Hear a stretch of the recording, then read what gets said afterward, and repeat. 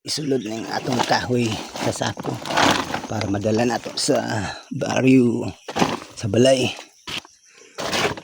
Libre naman siya, di na kailangan nato nga magpalit pa og kahoy nga binugkot. Na may tayo libre nga mga kahoy din mga pinatuladaan, sinilong, mga uga, ang uban na basa sa ulan. Style diri pag wanay kahoy magkuha na pod sa mga pinutulan na may mga kuno.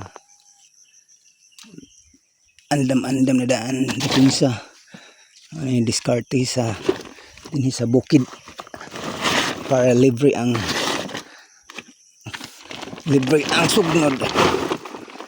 Dili na magpalit. Yan, libre na.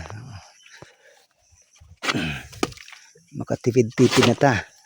Ang atong ipalit og kahoy ato na lang igasolina para sa farm sa matag adlaw nato nga bulaton sa mga matag adlaw natong pag-anhi para mamahog sa atong mga buhi.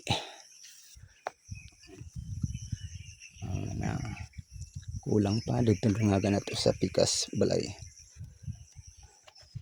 Libre ng mga kahoy din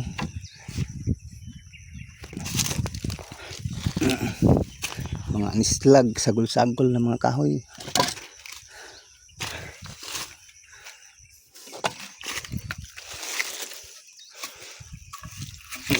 Okay na yung nunugan.